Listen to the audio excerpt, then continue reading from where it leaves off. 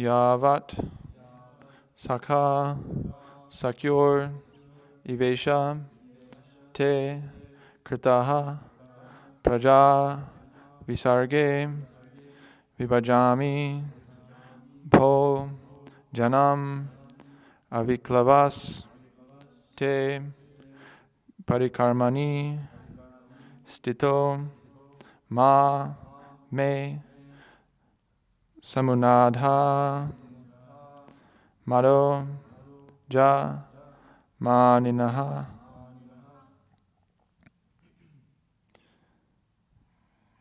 yavat sakha sakyoriveshate kritaha yavat sakha sakyoriveshate kritaha praja visarge vibhajami bhojanam praja visarge vibhajami bhojanam aviklavaste parikarmani stito aviklavaste parikarmani stito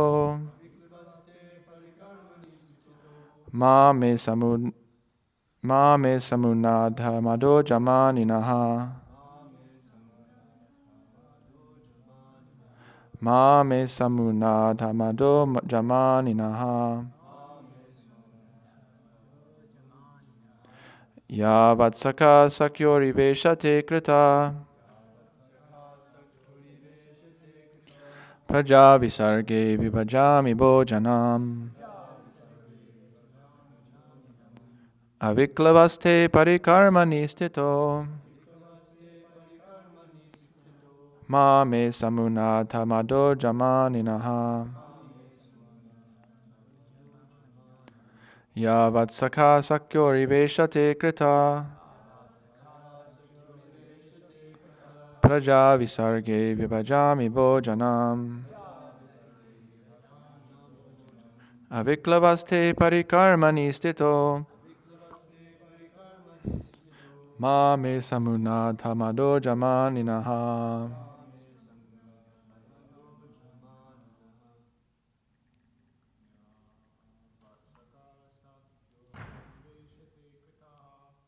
yavat sakha sakyoriveshate krita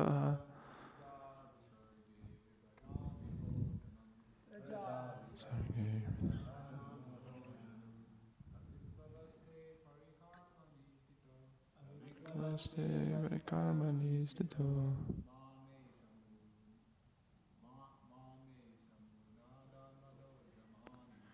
ma me samunadha mado jamaninaha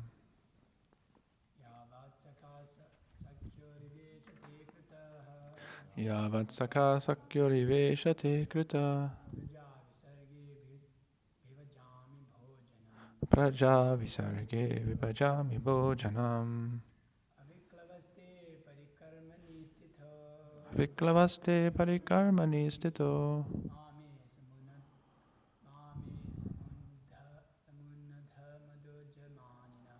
ma me samunadha mado jamaninaha yavat sakha sakyoriveshate krita praja visarge vibhajami bhojanam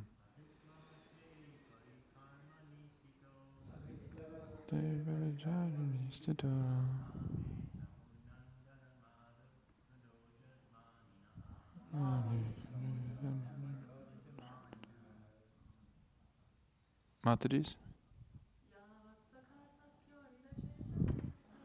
yavat sakha sakyoriveshate krita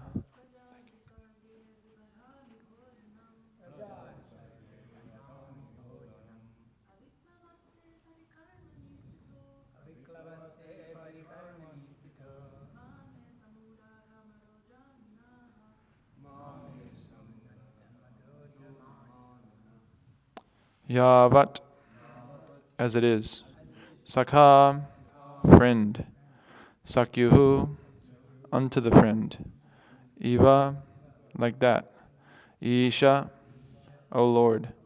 Te, you. Kritaha, having accepted.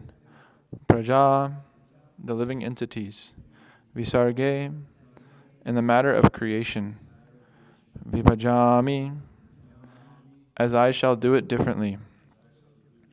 Boho, O my Lord.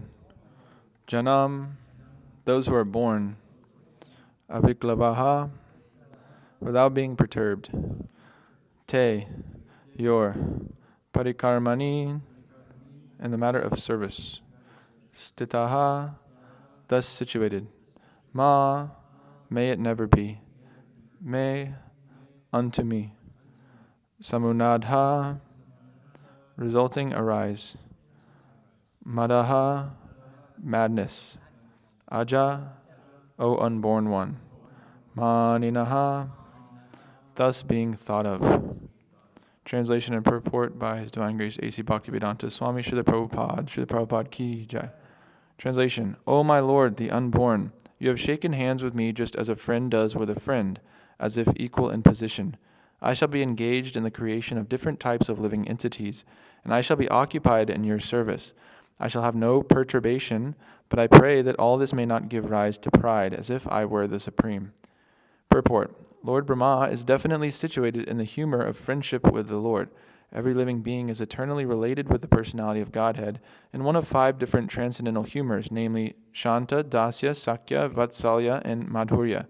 We have already discussed these 5 kinds of humors in relationship with the personality of Godhead. It is clearly exhibited herein that Lord Brahma is related to the personality of Godhead in the transcendental humor of friendship. A pure devotee may be related with the Lord in any one of the transcendental humors, even in the humor of parenthood, but the devotee of the Lord is always a transcendental servitor. No one is equal to or greater than the Lord. That is the version of the Bhagavad Gita. Brahmaji, although eternally related with the Lord in the transcendental humor of friendship, and although entrusted with the most exalted post of creating different grades of living entities, is still conscious of his position, that he is neither the Supreme Lord nor supremely powerful. It is possible that some extremely powerful personality, within or without the universe, may sometimes show more power than the Lord himself. Still, the pure devotee knows that this power is a vibhuti delegated by the Lord, and such a delegated powerful living entity is never independent. Sri Hanumanji crossed the Indian Ocean by jumping over the sea, and Lord Sri Ramachandra engaged himself in marching over the bridge. But this does not mean that Hanumanji was more powerful than the Lord. Sometimes the Lord gives extraordinary powers to his devotee, but the devotee knows always that the power belongs to the personality of Godhead, and that the devotee is only an instrument. The pure devotee is never puffed up like the non-devotee class of men who falsely think that they are God. It is astonishing to see how a person who is being kicked by the laws of the Lord's illusory energy at every step can falsely think of becoming one with the Lord. Such thinking is the last snare of the illusory energy offered to the conditioned soul. The first illusion is that he wants to become Lord of the material world by accumulating wealth and power, but when he is frustrated in that attempt, he wants to be one with the Lord. So both becoming the most powerful man in the material world and desiring to become one with the Lord are different illusory snares. And because the pure devotees of the Lord are surrendered souls, they are above the illusory snares of Maya. Because Lord Brahma is a pure devotee, even though the first dominating deity in the material world, and therefore able to do many wonderful things, he would never, like the non-devotee with a poor fund of knowledge, have the audacity to think of becoming one with the Lord. People with a poor fund of knowledge should take lessons from Brahma when they are puffed up with the false notion of becoming God. Factually, Lord Brahma does not create the living entities. In the beginning of the creation, he is empowered to give different bodily shapes to the living entities according to their work during the last millennium. Brahmaji's duty is just to wake the living entities from their slumber and to engage them in their proper duty. The different grades of living entities are not created by Brahmaji by his capricious whims, but he is entrusted with the task of giving the living entities different grades of body so that they can work accordingly.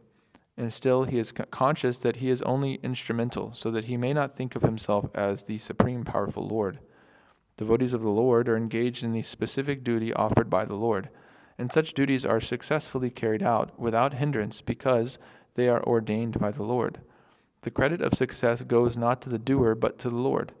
But persons with a poor fund of knowledge take the credit of success into their own accounts and give nothing to the credit of the Lord. That is the symptom of the non-devotee class of men. Om Ajnanatimirandhasya Jnananjana Shalakaya Chakshuru Unmilitam Yena Tasmai Shri Guruve Namaha Shri Chaitanya Manopishtam Stapitam Yena Bhutale Swayam Rupakada Mahyam Darati Svapadantikam Vandeham Shri Guru Shri Utaf Padakamalam Shri Gurun Vaishnavams Cha Shri Rupam Sagrajatam Sahagana Raghunatam Vitam Tam Sajivam Sadvaitam Savadutam Parijana Sahitam Krishna Chaitanya Devam Shri Radha Krishna Padan Sahagana Lalita Shri Vishakan Vitamscha Hey Krishna Karuna Sindho Dinabandho Jagatpate Gopesha Gopika Kanta Radha Kanta Namostate Tapta Kanchana Gaurangi Radhe Vrindavaneshwari Vishabhanu Sute Devi Pranamami Hari Priye Vancha Kalpa Tarubhyascha Kripa Sindhubi Evacha Patitanam Pavanebhyo Vaishnavebhyo Namo Namaha Nama Om Vishnupadaya Krishna Prashtaya Bhutale Srimate Bhakti Vikasa Swaminita Namane Nama Om Vishnupadaya Krishna Prashtaya Bhutale Srimate Bhakti Vedanta Swaminita Namane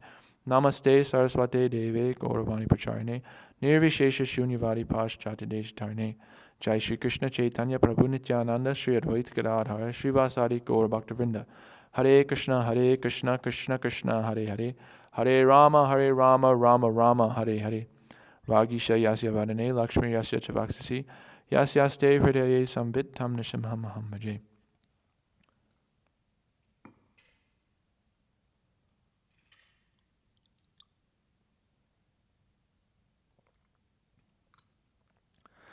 Yavat Saka Sakyurivesha Tekrita Prajavisarge Vibhajami Bhojanam Aviklavaste Parikarmani Stito Ma Me Samunad Hamado Jamaninaha. O my Lord, the unborn, you have shaken hands with me, just as a friend does with a friend, as if equal in position. I shall be engaged in the creation of different types of living entities, and I shall be occupied in your service. I shall have no perturbation, but I pray that all this may not give rise to pride, as if I were the supreme. So this verse came up a little bit during the recent seminar that Mosa Prabhu gave, and what was kind of emphasized was a few things in here, and I'll go over it, but one thing I'll start with is this revelation of Lord Brahma's his relationship with Krishna and what kind of humor that he is in, and he's in the humor of friendship. So similar to Arjuna, he has this friendship humor with Krishna, and it's revealed in this line that you've shaken hands with me just as a friend does with a friend, as if equal in position.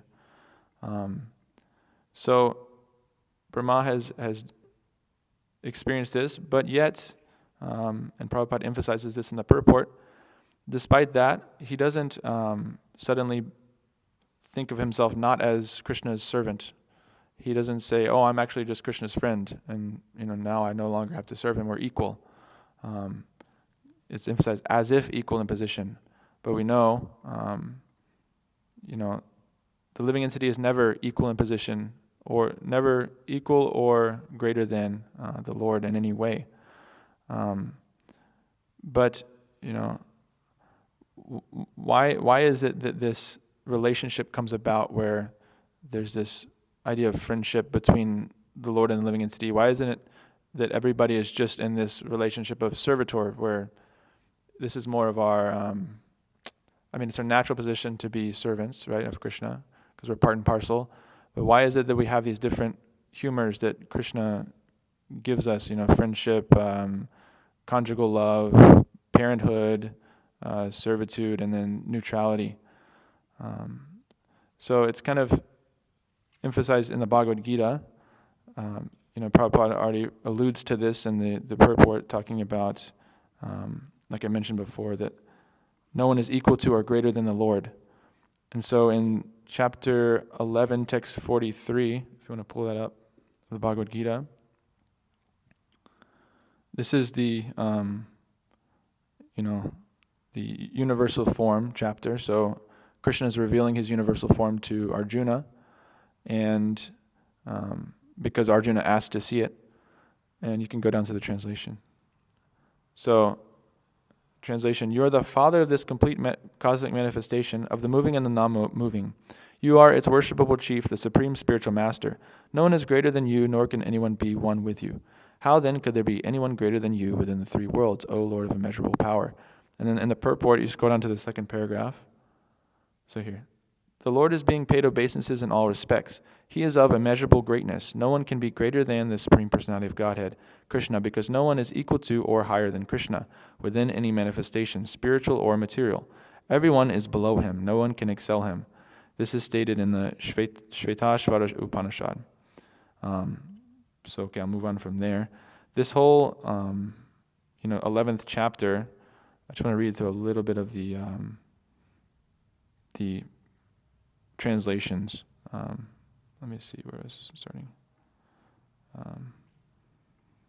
Because I want to kind of explore why are there these different rasas, different relationships with Krishna? Why not everyone just be in this dasya rasa, this servitude relationship? And why is Brahma having this friendship relationship? So text 37.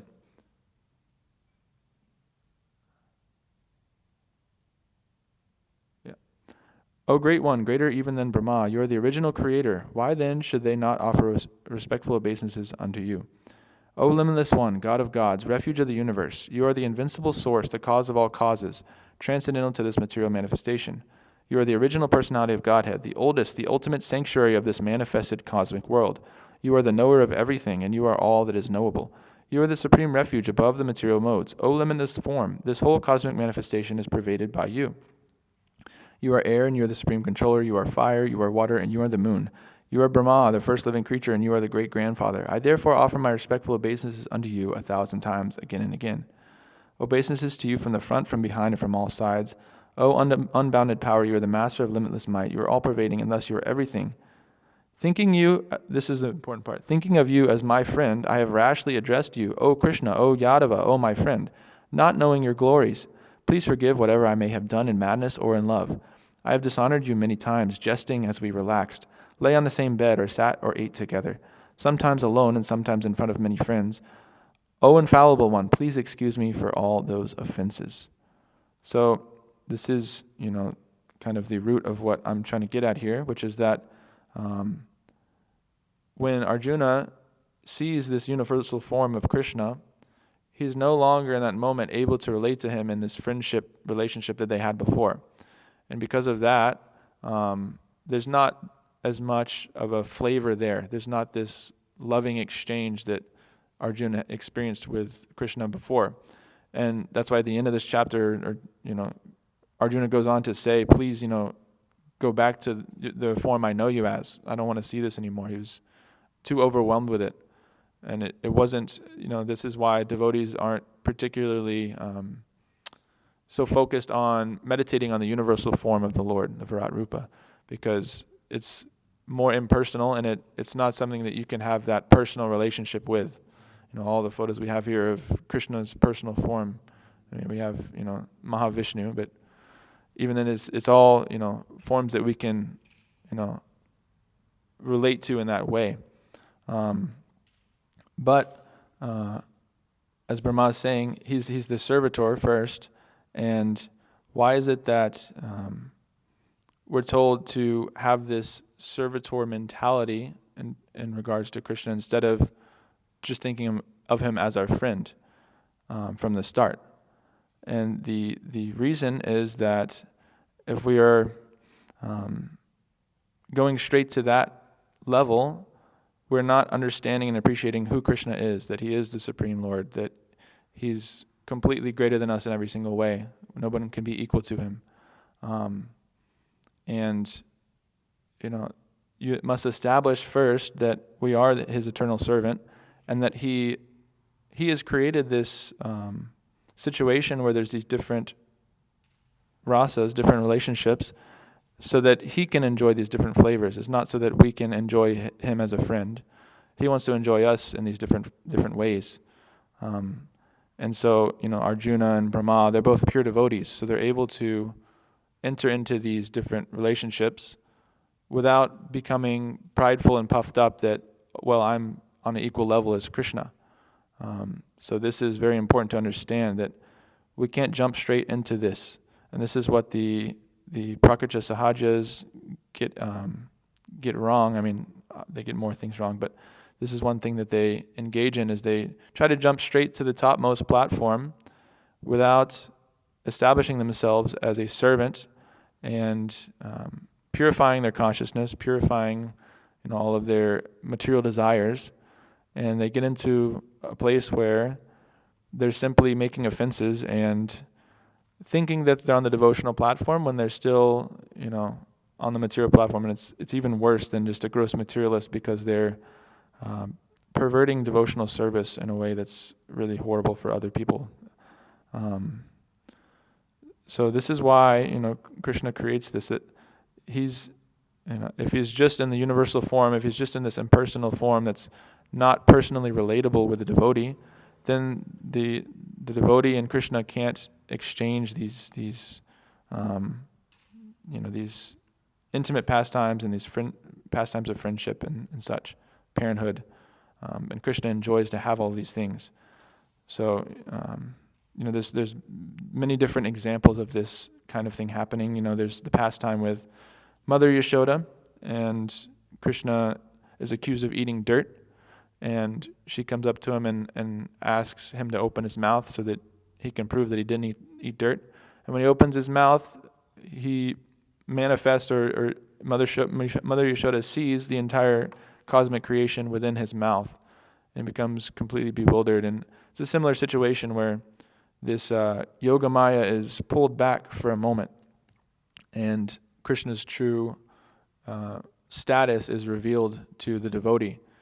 And in her case, she was completely bewildered, and she began thinking, who is this? Who is my son? Is he the Supreme Lord? And it all happened quickly, and then just as quickly, Krishna closed his mouth and covered her back over with the same Yoga Maya potency, to where she completely forgot about all that happening, and they were able to continue going on in their loving exchange as parent and son. So this is part of Krishna's just enjoyment, that he can have these different relationships with us. All the devotees actually in Vrindavan are covered by this Yoga Maya potency, and if they weren't, they wouldn't be able to enjoy any of the pastimes that they enjoy together. Krishna's cowherd boyfriends, play with him as a friend, and exchange all kinds of loving pastimes together.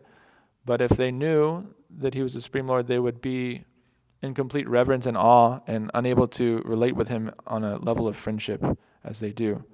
So Krishna creates all of this situation for his own enjoyment. But the ultimate kind of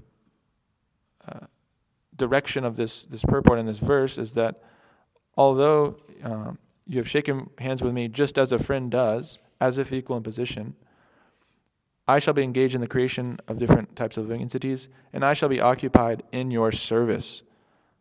I shall have no perturbation, but I pray that this may not give rise to pride, as if I were the supreme. So he's saying, Krishna, you've treated me as a friend, and you've acted as if we are friends on an equal level, but I know that I'm actually meant to be occupied in your service. In Brahma's case, he's creating the cosmic manifestation and waking the living entities from their slumber and engaging them in a way that is suitable to what their karma and their past activities before the dissolution of the cosmic manifestation.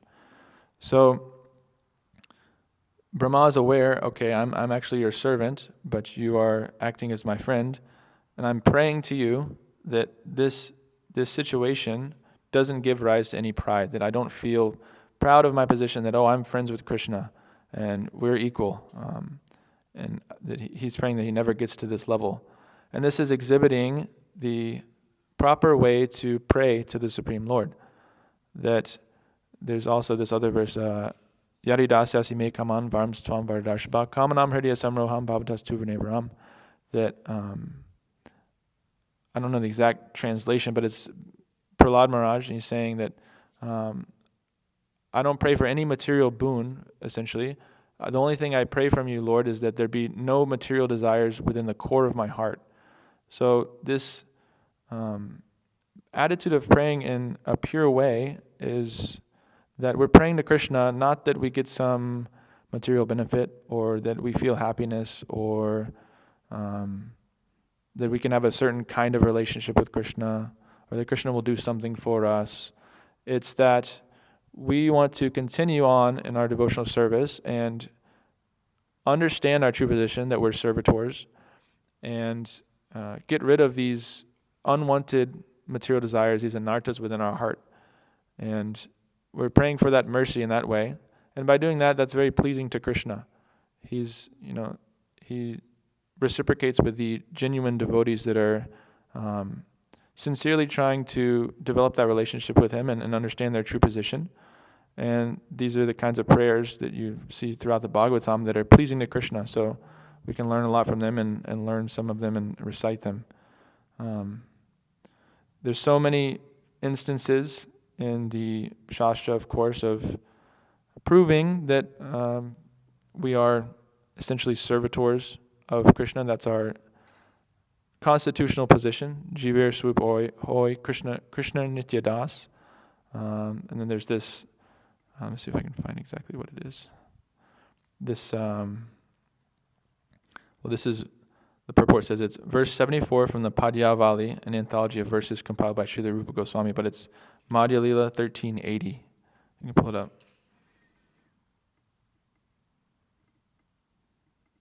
This is Lord Chaitanya praying to Lord Jagannath. And it's, well, I won't read the Sanskrit because it's a little lot, but it's this line at the very end, Das, Das, Anu, Das. So the translation, I'm not a Brahmana, I'm not a Kshatriya, I'm not a Vaishya or a Shudra, nor am I a Brahmacharya, a householder, a Vanapras, or a sannyasi. I identify myself only as the servant of the servant of the servant of the lotus feet of Lord Shri Krishna, the maintainer of the gopis. He is like an ocean of nectar, and he is the cause of the universal transcendental bliss. He is always existing with brilliance. So, again, this is Lord Chaitanya himself, Krishna himself, showing us how to pray, that we should identify ourselves as the servant of the servant of the servant of the lotus feet of Lord Shri Krishna.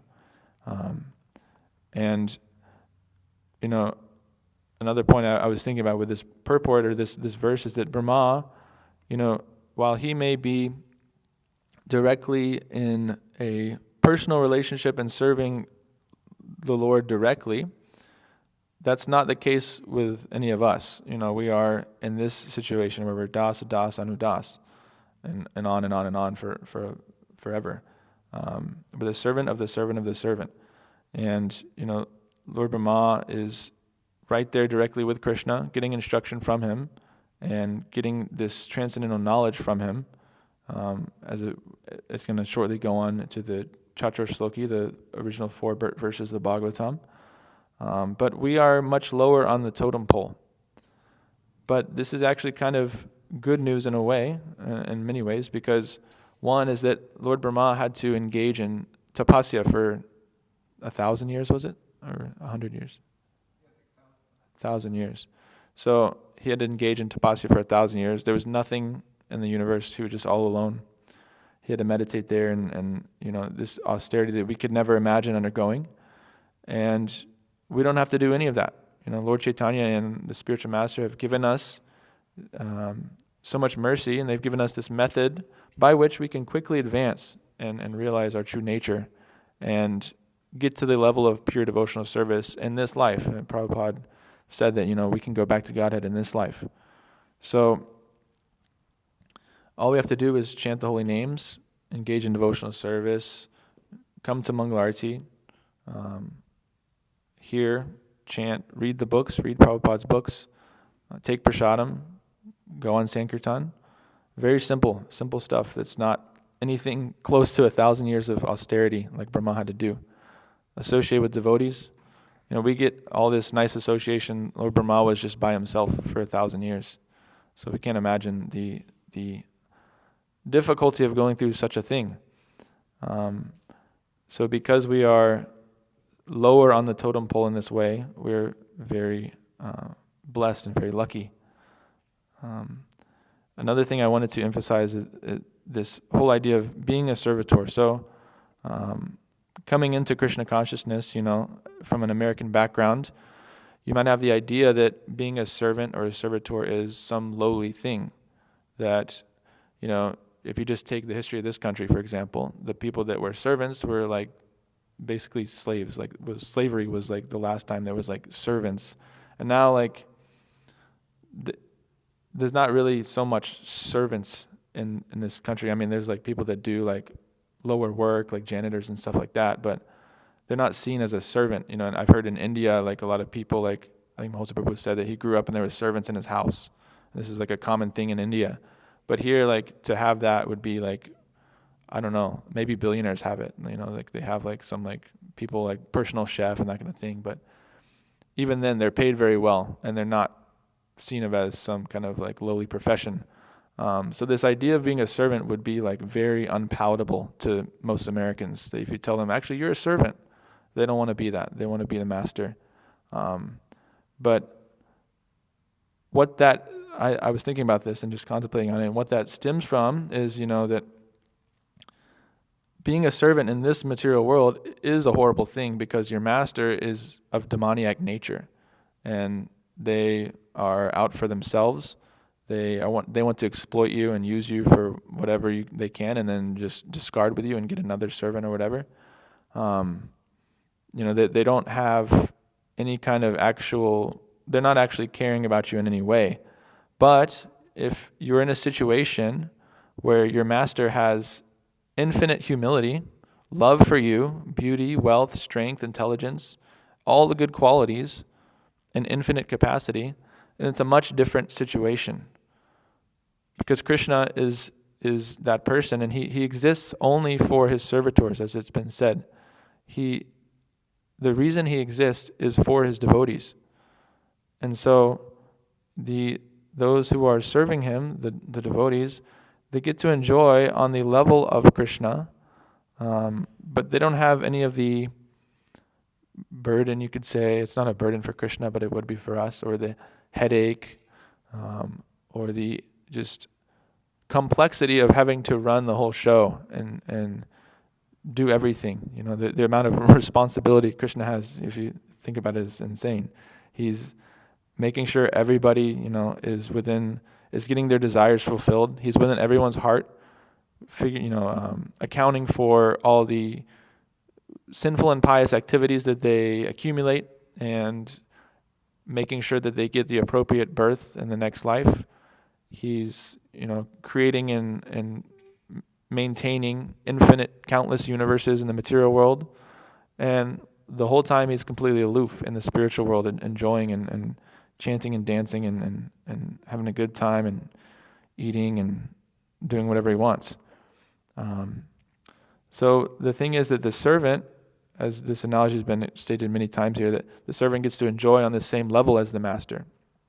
So again, if your master is the most opulent, most powerful, has the best facilities, has the best prasadam, we experience it here. We come here and we're used to eating all kinds of abominable foodstuffs and going through a drive-through every day, as I was. And you come here and you see what it's like to actually eat wholesome prasadam and what to speak of it being prasadam, just the fact that it's all, nice, home-cooked, organic vegetables, freshly cooked every single day. We get to eat in an opulent way because Krishna eats in a very opulent way, and then we get to honor his remnants. So this is the nature of being a servant of Krishna, is that you get to have a facility that is so much better than what you would have on your own, trying to be the master yourself. And some more proof of being a servant is actually a really good thing, is this in the Adi Leela, chapter 6, text 111.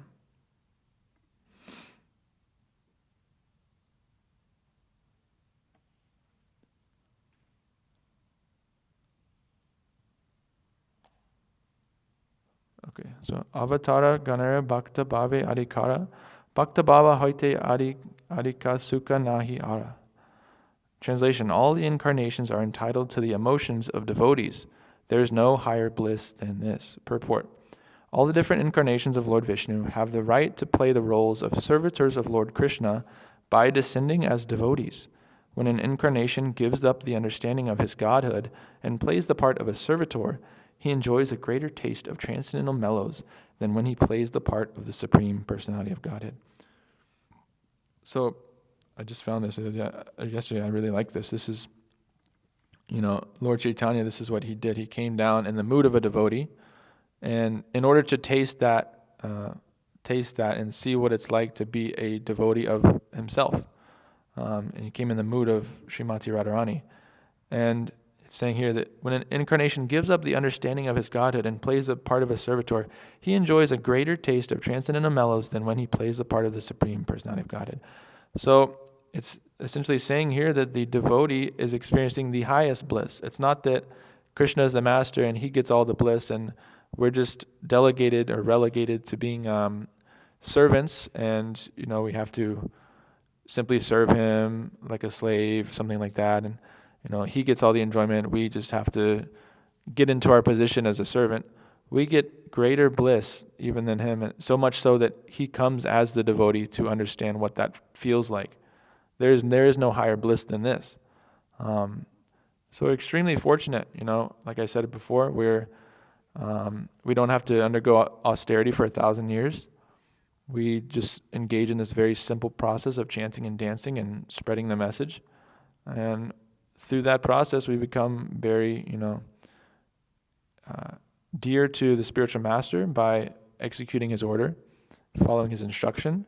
And as a result, we become very dear to the Lord.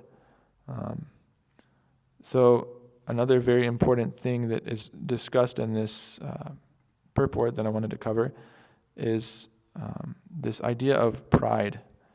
The very end of the translation says, "I pray that this all may not give rise to pride, as if I were the supreme."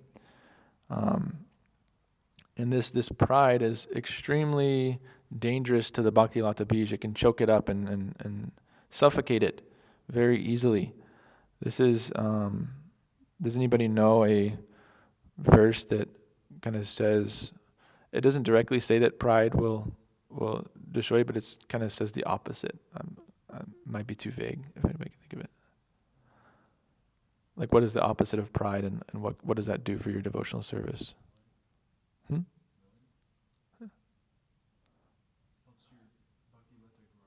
Yeah.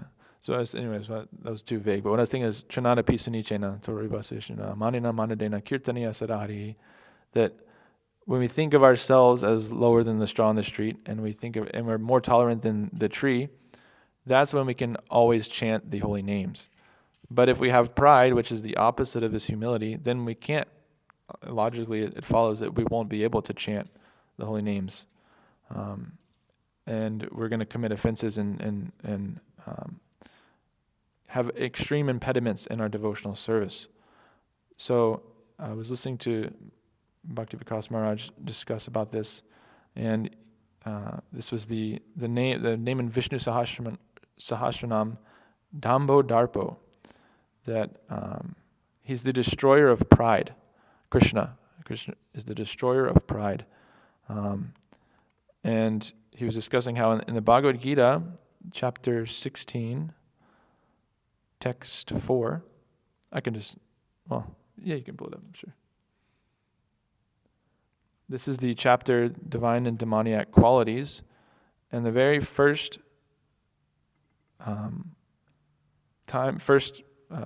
mention of the demoniac qualities is, as soon as Krishna starts listing these qualities, he says, Dambo Darpo Bimanascha Kroda Parushyameva Ajanam Cha Jatasya Partha Samparama Asurim. Translation: pride, arrogance, conceit, anger, harshness, and ignorance. These qualities belong to those of demoniac nature, O son of Pratap. So, the very first quality that is mentioned is pride. So this is very important for us to understand and avoid in our devotional path, that pride can really undo all of our progress and advancement in Krishna consciousness very quickly, because it can lead to making offenses against the devotees.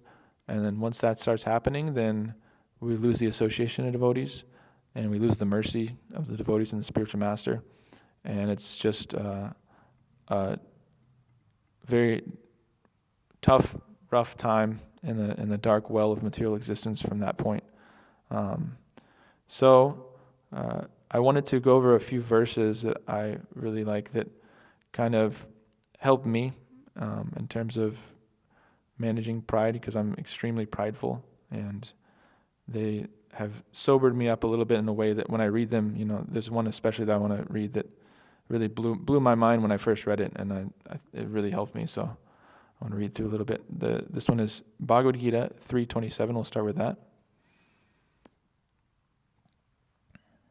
So it's Prakrite kriyamanani gunai karmani sarvashaha ahankara vimudhatma kartahamiti manyate. The spirit soul, bewildered by the influence of false ego, thinks himself the doer of activities that are in actuality carried out by the three modes of material nature. So then the purport goes on to talk about the difference between those in material consciousness working on the material platform that think they're the doer, and the devotee that doesn't take credit for what they do and gives all the credit to Krishna. And this is obviously being spoken about in the purport here, and this is what Brahma is addressing, that he doesn't want to think that he is the one doing all of this. He wants to remember the whole time that Krishna is actually the one doing it. I'm just an instrument. So this is something I'm trying to wrap my head around, but this idea of being a doer, it's so conditioned into us, from so many births, infinite births in the material world, that we are the ones doing everything. And so it's something I didn't really wrap my head around, or I still haven't, but it's one of the more difficult parts of the philosophy I've found. But this one purport has been really, really changed my perspective on things. It made me see things from a new angle. So I want to read through a little bit. I'll take some time to read through it. Let me see. Yeah, it's 2:35, Bhagavatam. I'll just start reading in Sanskrit. Bhagavan sarva bhuteshu lakshitas svat manaharihi drishyar buddhyadibir drashta lakshaner anuma pakaihi. Translation: the personality of Godhead, Lord Sri Krishna, is in every living being along with the individual soul, and this fact is perceived and hypothesized in our acts of seeing and taking help from the intelligence. The purport is a little long. I'm just going to read through it. I might not go through the whole thing, but I'll start. The general argument of the common man is that since the Lord is not visible to our eyes, how can one either surrender unto him or render transcendental loving service unto him? To such a common man, here is a practical suggestion given by Srila Shukadev Goswami as to how one can perceive the Supreme Lord by reason and perception. Actually, the Lord is not perceivable by our present materialized senses, but when one is convinced of the presence of the Lord by a practical service attitude, there is a revelation by the Lord's mercy, and such a pure devotee of the Lord can perceive the Lord's presence always and everywhere. He can perceive that intelligence is the form direction of the Paramatma plenary portion of the personality of Godhead. The presence of Paramatma in everyone's company is not very difficult to realize, even for the common man. Okay, this is the part I like. The procedure is as follows. One can perceive one's self-identification and feel positively that he exists. He may not feel it very abruptly, but by using a little intelligence, he can feel that he is not the body. He can feel that the hand, the leg, the head, the hair, and the limbs are all his bodily parts and parcels, but as such, the hand, the leg, the head, etc., cannot be identified with his self. Therefore, just by using intelligence, he can distinguish and separate his self from other things that he sees. So the natural conclusion is that the living being, either man or beast, is the seer, and he sees besides himself all other things. So there is a difference between the seer and the seen.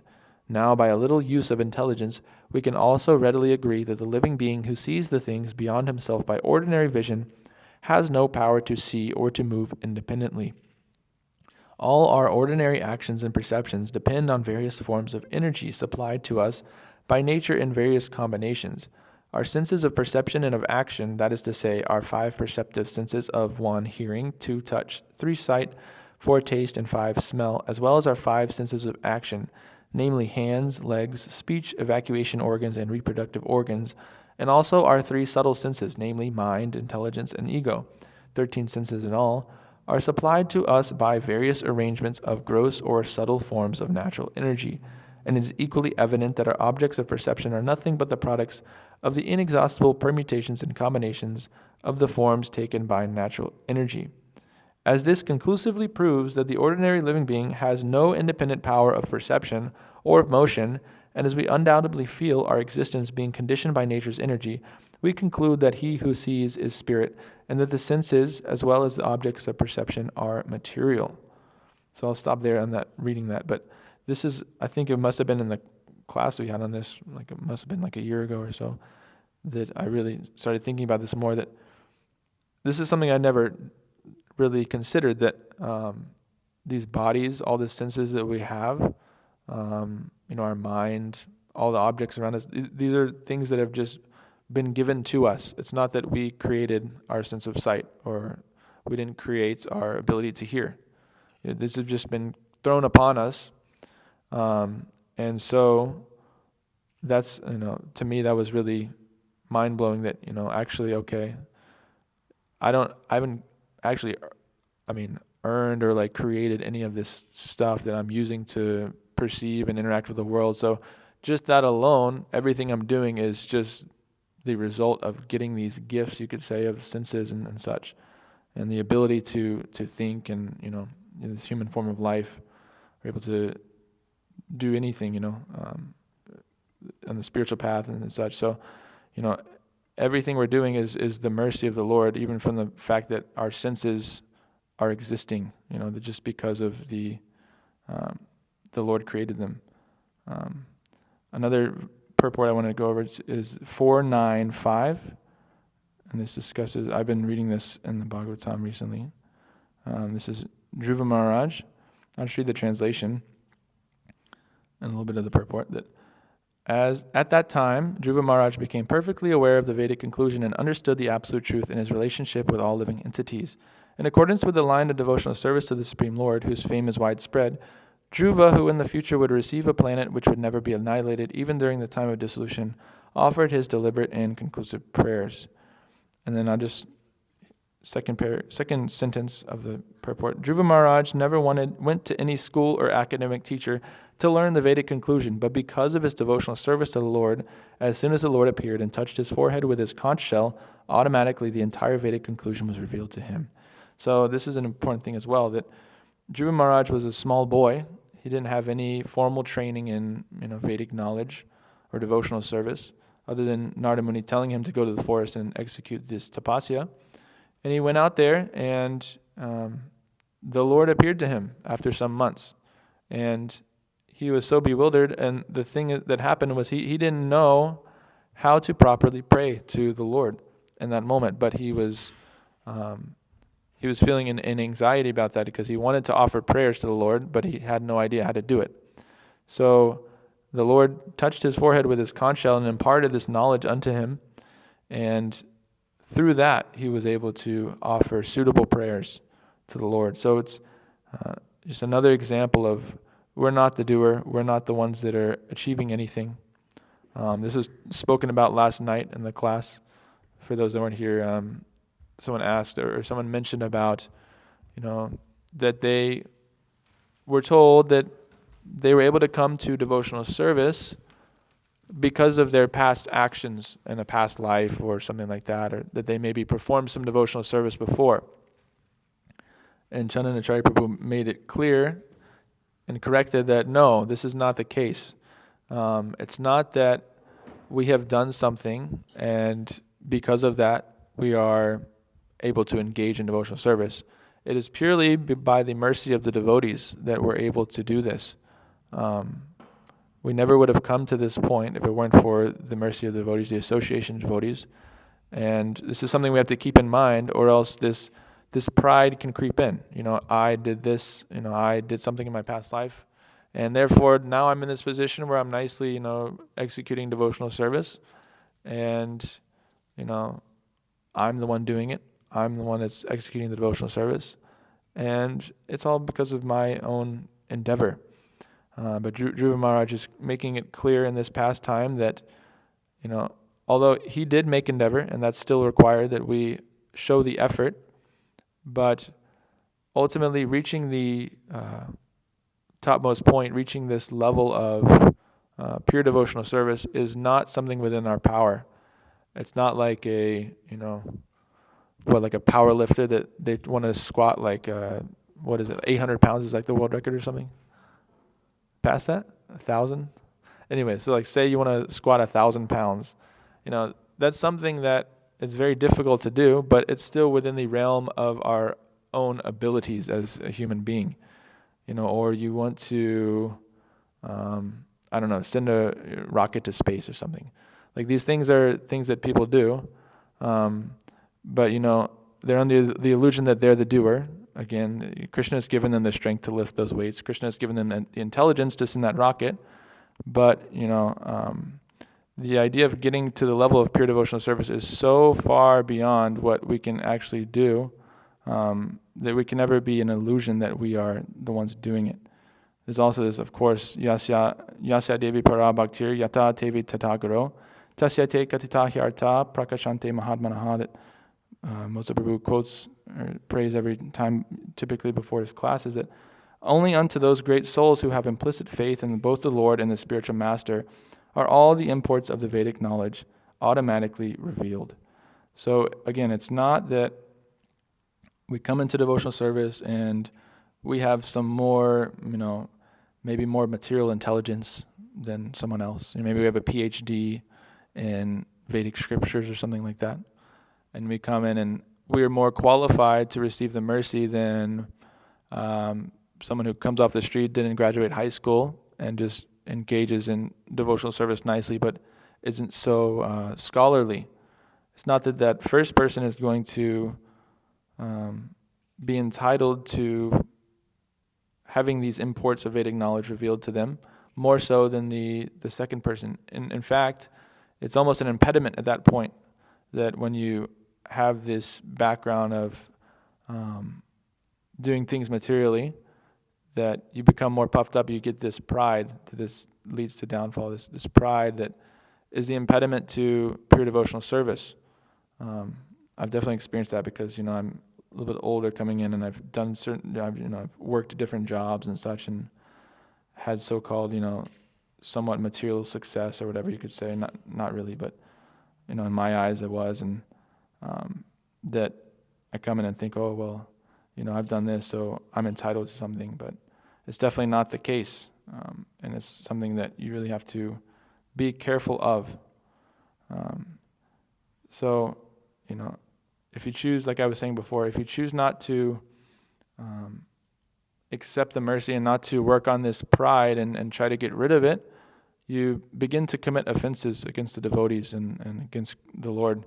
And at this point, the Lord forgives, offenses against Him and against the name, the holy name. And the cure for that is said to be continue chanting, Nam Aparad. But Vaishnava Aparad is a much more dangerous situation. It's something you don't want to get yourself into, because the only way it can be forgiven is by getting the mercy of the Vaishnava and begging for forgiveness from that Vaishnava and the Vaishnava forgiving you. There's many pastimes. I don't know exactly the names in this one, but there's that pastime of the Brahmana that was... Yeah. And then he got chased around the whole creation with a Brahmastra, right? And then it was only after... Oh, the Sudarshan Chakra, yeah. And he went to Vishnu and asked for forgiveness, right? But then Vishnu said, no, you have to go back to, what is it, Durvasa Muni? Or Maharaj Ambrish. You had to go back to Maharaj Ambrish and beg for forgiveness from him. And so ultimately this is, a very dangerous situation to be in, where even Krishna can't, he won't forgive us for Vaishnava Aparad. So this is a very important point, and something to constantly meditate upon, this Shanada Pisa Nichena, that we must be humble, we must see ourselves as lower than a blade of grass, and we must be in that mindset in order to continually chant the holy names and be able to rid ourselves of this pride, which is like it's a very sneaky detriment to our Bhakti Lata Bij. So another quote that I heard when I was researching this is that Prabhupada said, "In Kali Yuga, even a beggar is proud of his penny," and this is a very fitting thing. You look around and you see we're in Atlanta, and there's so many people that come here, and we meet on the streets or whatever, that they're young men that are maybe not the most intelligent people. Maybe they didn't go to college or went to a little bit of college, and they're working at McDonald's or whatever, some very low-class job, Waffle House, minimum wage. But they dream, and their entire life revolves around becoming a rapper or becoming some kind of sports star. And this is such a prevalent thing. There must be millions of young men like that out there. And they're completely convinced that they have what it takes to do it. And then you ask them to sing. If they want to be a singer, ask them to sing a little bit. Or if they want to be a rapper, you say, "What do you got?" And then they sound completely horrible. They start saying just nonsense. Or they show you their SoundCloud, and it's terrible. And they're completely under the illusion that they're actually amazing. They're they're going to make it. They just need to get the right person needs to hear their music or whatever. And what to speak of, they don't even understand anything about the music industry. They don't understand. They don't have any connections in the music industry. They don't know anybody. They've never played a show. They've never released any music properly. They don't know what it's like to promote music, to book a show, to have a booking agent, to do a tour, to have social media marketing. I mean, there's so many things that go into it. I used to look into this kind of thing. So all of that, but they're just working at their McDonald's job and just still somehow thinking they're going to make it. They're just a few days away. So everybody's in this situation in Kali Yuga. Even the beggars on the street, they're proud of having a nicer tent than the person next to them. We go out and we distribute prasadam to people that are homeless a lot of time, and a lot of times they don't want it because they think, they're just picky. Like for some reason, they're somehow able to be picky about what they eat, even though they're homeless, and they want meat and all these things. And I guess they're getting spoiled a little bit. People are bringing them a bunch of food, but they're proud of their diet, even though they're homeless people. You would think they would just take whatever they could get. Another form of pride that I was hearing my Guru Maharaj speak about is that even if we are identifying strongly with our body, that's also a form of pride. Just identifying as an American, as a Georgian, as a whatever, Christian, Muslim, Hindu, sports fan, whatever it is, Democrat, Republican, any kind of designation that's based on the bodily platform, all of this is a form of pride, and this is to our detriment. If we're, another point that my Guru Maharaj made was that if we're not struggling in Krishna consciousness, there's two possibilities. Either we're in Maya or we're a pure devotee. So, and even then, the struggling, is, you can kind of say that, well, from the outside perspective, it seemed like Prabhupada struggled when he came here, even though internally he wasn't struggling. But, externally, there were so many difficulties. But, the pure devotees aren't actually struggling. They're simply engaging in their service. Whereas, if we're not struggling, it means that we're too relaxed. We're too, content with our life. And Bhaktisiddhanta Saraswati Thakur said that he wanted his disciples to always be in debt, because otherwise there's a possibility, and a very strong possibility, that they will become relaxed in their position. They have these nice temples, they could just eat and sleep and do some kirtan, maybe go on books a little bit. But if we're in debt, then we're always running to chase that debt and pay that off and grow, and we want to always be growing and doing new things, expanding. So we're getting the farm, and we're doing the renovations in the temple and, raising a bunch of money now to do these booths, these expos and convention centers around the country. So we're always wanting to push ourselves and be slightly outside of our comfort zone. So the key is to stay within that burn zone. Parameshwar Prabhu was giving a class here, and he said that, how you have a flame on the stove, and there's the blue part, and then it gets like orange, and then anything that's on the orange part and a little outside of that becomes like ash. But if you stay within that blue part, you become red hot, and you just stay within that. And you don't get too hot, you don't get too cold, but you just stay in that sweet spot, and that's where we want to be, just right outside of our comfort zone, and always just continually expanding in that way. So we're always pushing ourselves more and more. And so if we're not struggling, we get it to a point where we were struggling, and then we continue in that same way, and we get to where that's comfortable. We have to be mindful that we don't stop and stay at that point. We continue pushing a little bit more and more and more. Not to the point of burnout. This is a problem that it can also happen. But to the point of, staying challenged enough and staying motivated and staying inspired to continue pushing ourselves and growing. Another thing that I wanted to cover was this. So this is kind of how pride can be a detriment to our devotional service. And also I discussed how, Krishna is the intelligence within us. He is, the creator of all of our senses. We've been given this body. It's not that we created it. So this is not our own achievement. We didn't create anything.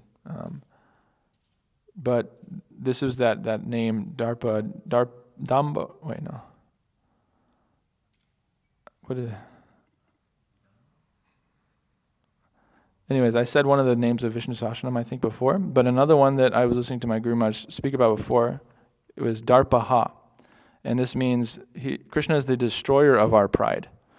And there's so many instances. Can anybody think of any examples in Bhagavatam of devotees' pride being destroyed? Indra, yeah. Anybody else related to this verse that we're reading today? Yeah, Brahma. Yeah, the cowherd boys.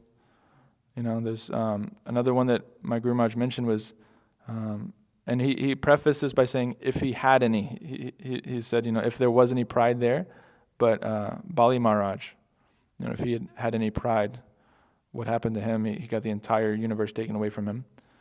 So any pride that was there would have been completely destroyed. There's also this story that was pastime that was discussed recently. This in Lord Chaitanya's Leela is Keshava Kashmiri, that very learned Pandit that was the most learned poet and Pandit and scholar in the whole land, and he would travel around to different villages and challenge them to debates, to challenge the Brahmanas to debates, and they would send their best Brahmana and always get defeated.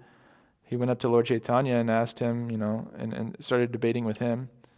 And then Lord Chaitanya asked him to compose 100 verses on the Ganga, glorifying the Ganga, and then he did it on the spot. And then Lord Chaitanya broke down his errors or just different ways he could have improved each, different verses, and was able to memorize all of that instantly.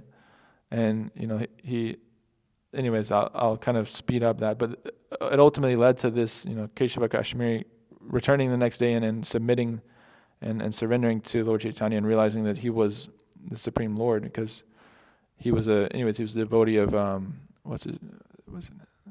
goddess of fortune, Saraswati, yeah, and then goddess of learning, sorry. And she appeared to him in a dream and told him, this is my Lord that you're talking about, that's destroyed your pride. So Krishna does this, and this is another thing, is that Krishna doesn't like his devotees to be proud of their service to him. So even if they're pure devotees and they're executing a certain service, he doesn't like for them to show pride in what they're doing.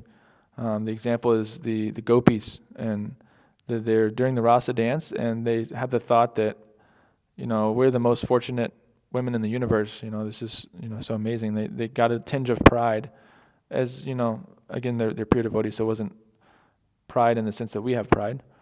But they got that, and instantly Krishna vanished and showed them that I don't like for my devotees to exhibit this being proud of their service to me and feeling some ways. It's again right back to this Trinadapi Nichena, that we have to be in this attitude of humility in order to please Krishna and to be able to purely chant the holy name.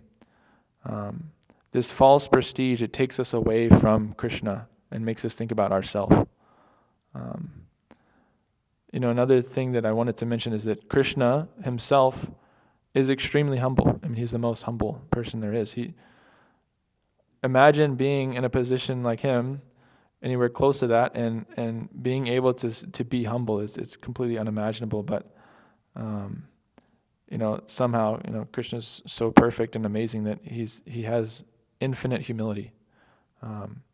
So for his devotees, they also have to be humble in order to gain his association, because otherwise, if they're thinking something great about themselves, he doesn't think anything great about himself. He's very humble, and so it wouldn't work if the devotee was having pride. So it's very important to get rid of this thing. Another thing I was thinking is that just imagine like some of the advanced devotees that we've gotten the chance to associate with. I just think of my Guru Maharaj and Brigupati Prabhu, a lot of the Prabhupada disciples we've met that are, they've been practicing their whole life, and they're like on this pure platform where they're just completely, exhibiting all the qualities of a devotee. And just thinking like, imagine, everyone around you is as humble as these advanced devotees. This is how the spiritual world is, that everyone is completely humble, and it just must be so amazing to nobody is like puffed up or prideful, and there's none of that conflict that comes from that.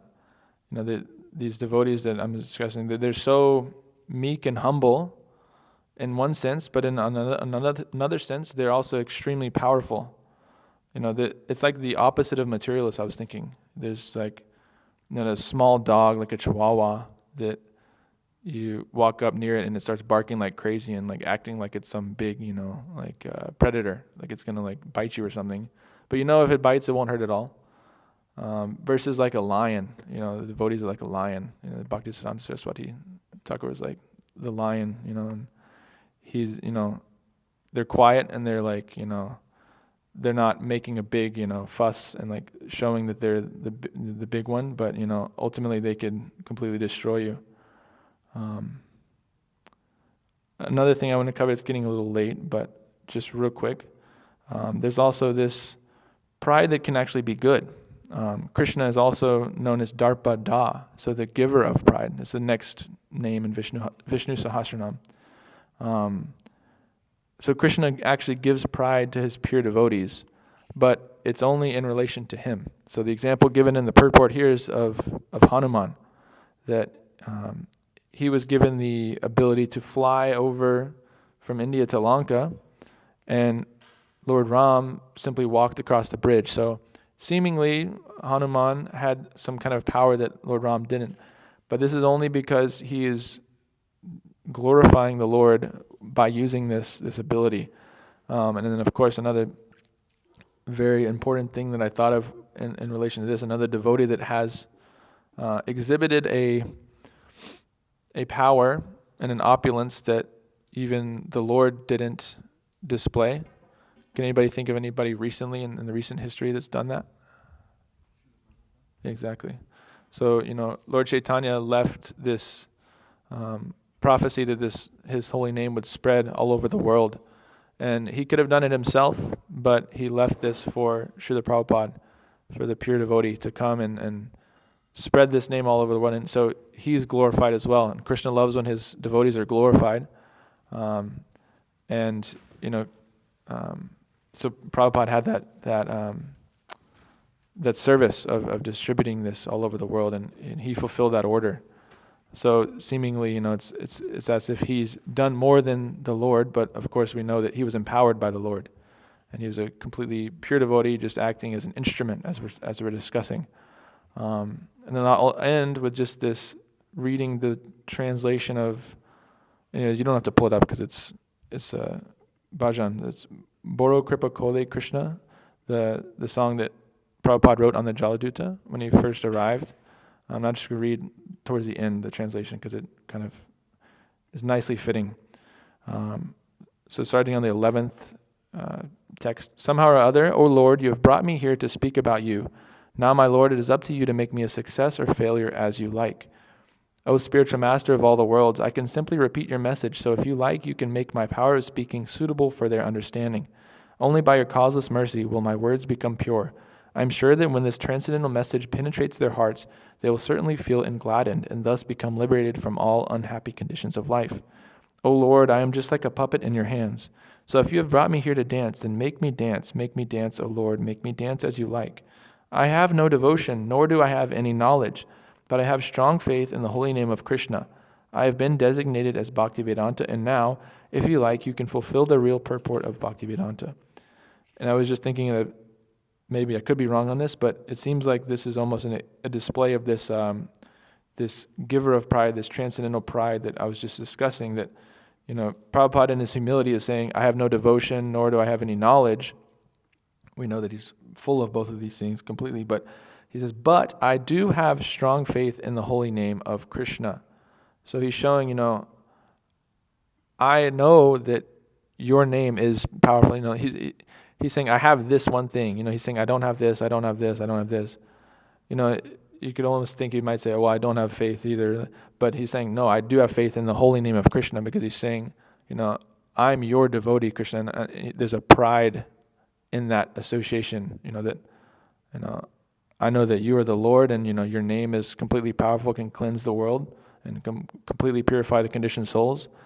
And, I do have that, so he has that level of pride in that way. I thought that was interesting. So I'll end my class there. Sorry I didn't leave much time for questions, but I can take any questions, comments, corrections. Thank you.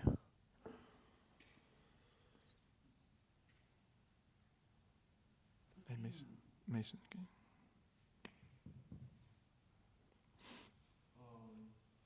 Did you speak briefly about... Is the small mic on, sorry? Just press the power button. Okay. You speak briefly about making offenses towards devotees, and something in the 7th canto, which I'd like to share because it really affected me, is how, Hiranyakashipu, he was the most powerful person in the whole universe at one point in time. But then his downfall was when he offended Prahlad Maharaj. That was his downfall. And in one of the purports, Srila Prabhupada talks about how not making offenses to devotees like the mad elephant, how it just spoils everything. And actually, whatever pious acquisition you have, whatever you have, by offending devotees, everything is uprooted actually. Yeah. So, yeah, it's just something. And then I don't know if anybody, Avadu Prabhu, you have anything? Yeah.